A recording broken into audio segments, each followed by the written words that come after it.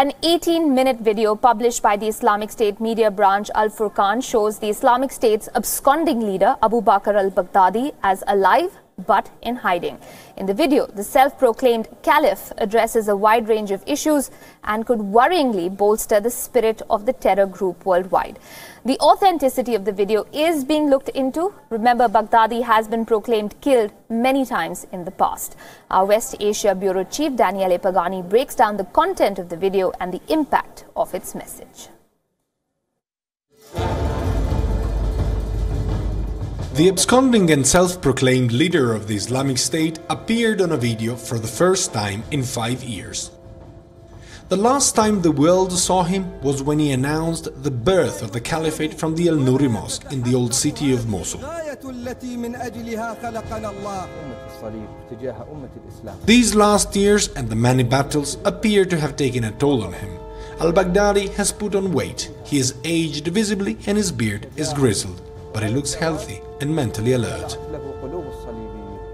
And this was perhaps one of the main reasons for this latest video, to end all rumors about his death. By doing so, he established himself as the new Salafi jihadi legend in the post-Bin Laden era, a man who is capable of surviving all kinds of adversity despite the most powerful intelligence services working all out to get him. A man who still has enough powerful allies to stay alive despite the military defeat of his very own terrorist organization and the $25 million bounty on his head. The video appears to be recent and to underline that he was alive less than a fortnight ago. Abu Bakr al-Baghdadi attached an audio message where he claimed responsibility for the massive Sri Lanka terror attacks as a response to the US-led coalition anti-ISIS offensive in Syria. The Islamic State terror group leader does not appear alone in the video. There are at least 3 other people. This could be a planned choice to show that he is still in charge and has not been sidelined as some reports had seemed to suggest. He admitted the military defeat in Syria's Baghouz, praising all the terrorists who fought until the bitter end. Taking ownership of the defeat serves its purpose of cementing his moral stature among his followers. A detail which should worry intelligence agencies is the mention of new allegiances from Burkina Faso and Mali. The 2 countries form part of a belt of African states known as the Sahel, where jihadi organizations have increased their footprint in recent years. This area is home to a galaxy of active and consolidated terrorist organizations, from Boko Haram in Nigeria to Al-Shabaab in Somalia.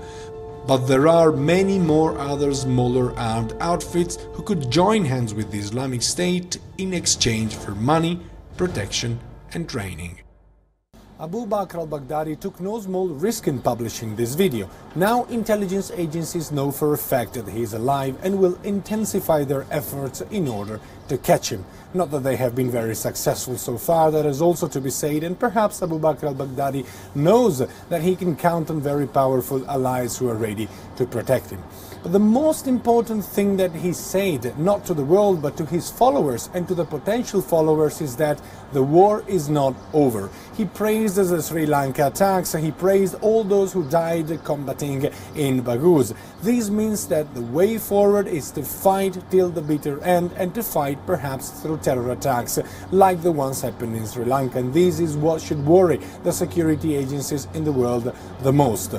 This is a video which speaks directly to the followers and the potential followers of the Islamic State. It is telling them to get ready and to continue to perpetrate the cause of what Abu Bakr al-Baghdadi calls jihad. Daniele Pagani, reporting from Jordan for WION World is One. But at the same time, several experts have questioned the authenticity of the video, especially when it comes to the bit on Sri Lanka. Experts say that the Islamic State could have very well stitched together old footage of Baghdadi and patched it up with someone else's voice. Notably, the bit on Sri Lanka was superimposed by other visuals, with no guarantee that the voice in the background is indeed al-Baghdadi's. Remember, he is the world's most wanted man, and there's no real evidence of him being alive or even dead for that matter. The ISIS leader has a $25 million bounty on his head. There have been several claims of his death in the last few years. Here's a look at some of them. In July 2017, the ISIS group itself had declared that its supreme leader had died. The Chinese state media had back then said, and I quote, Daesh organization circulated a brief statement through its media in the town of Tal Afar in the west of Mosul, confirming the killing of its leader al-Baghdadi without giving further details, end quote. A month later, or rather before that, the head of Russia's defense committee had hinted at the likelihood of Baghdadi's death. The official had said that Baghdadi may have been killed in the outskirts of Raqqa. In April of the same year, there were reports that Baghdadi may have been killed by US forces this time. Then in January 2017, there were reports of the ISIS leader being killed in the bombings in Syria. In June 2016, a report had claimed that someone from Baghdadi's inner circle had killed him. In March 2015, Baghdadi was thought to have been grievously injured in a coalition airstrike. There were also reports that ISIS was considering a replacement for him.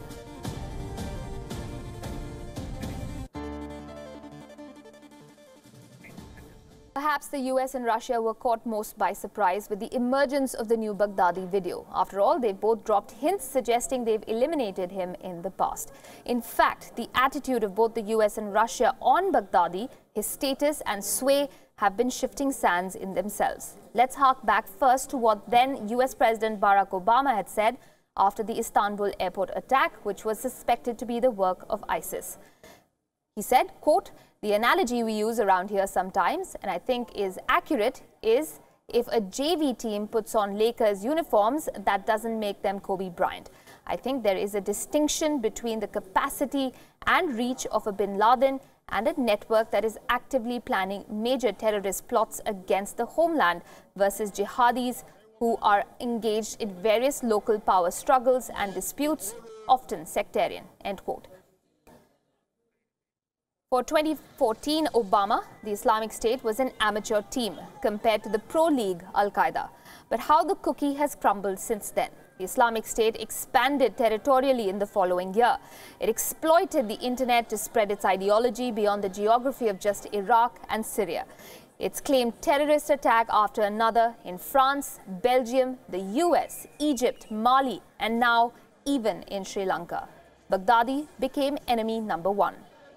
Obama's exit from the White House didn't end the upbeat rhetoric on ISIS. His successor has often trumpeted his tough stance on the Islamic State, but mainly for political gain.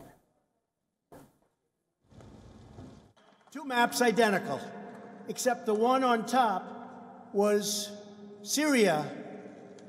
See that? The one on top was Syria in November of 16. That's, you remember that date? November of 16, November 8th.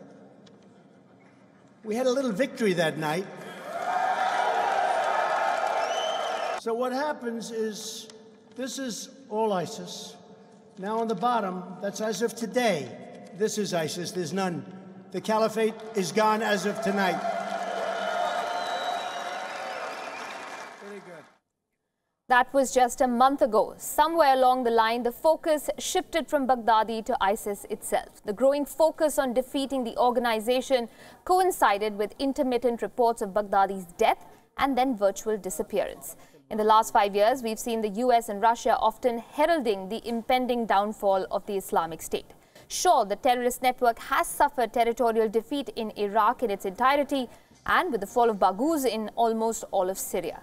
But IS, in many ways, is now in the cloud. Its ideology has spread to different corners of the world. It thrives and breeds in the darkest corners of the internet.